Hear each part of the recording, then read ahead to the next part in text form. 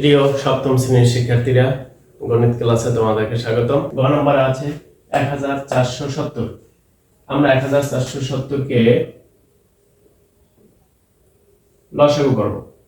দেখো, যেহেতু আমাদের একক স্থানীয় মান 0 আছে, তাহলে আমরা 2 দিয়ে প্রথম লসাগু করতে পারবো। 2 দিয়ে 14 এর মধ্যে যায় 7 দ্বিগুণে 14, 2 দিয়ে 7 এর মধ্যে যায় 3 দ্বিগুণে 6, থাকে 1 10, 5 দ্বিগুণে 10।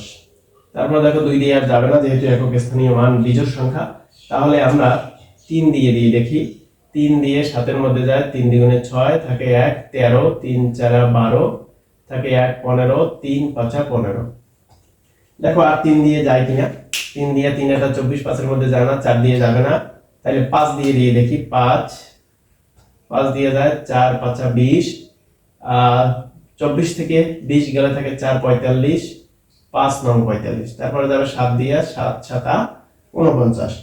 অতএব 1470 এর উৎপাদক গুলো কি পেলাম? 2 গুণন 3 গুণন 5 গুণন 7 গুণন 7। তাহলে 2 গুণন 3 গুণন 5 গুণন 7।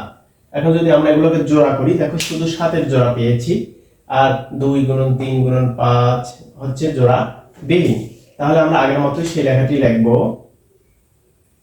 এখানে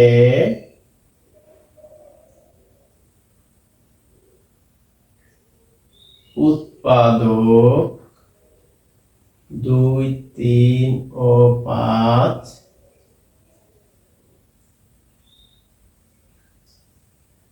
জোড়া বিহীন। 2, 3 ও 5 যদি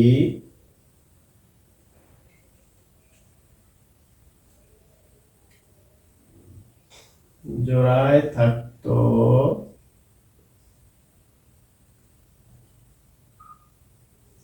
তাহলে সংখ্যাটি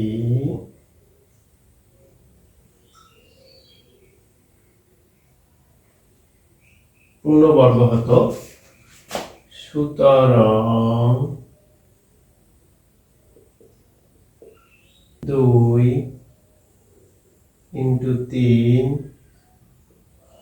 × 5 অথবা 3 × 6 5 6 30 দ্বারা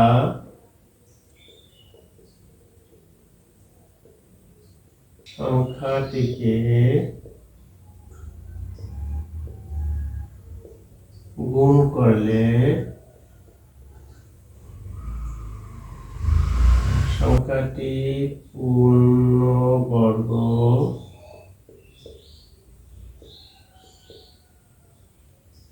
সংখ্যা হবে। অতএব নির্ণেয়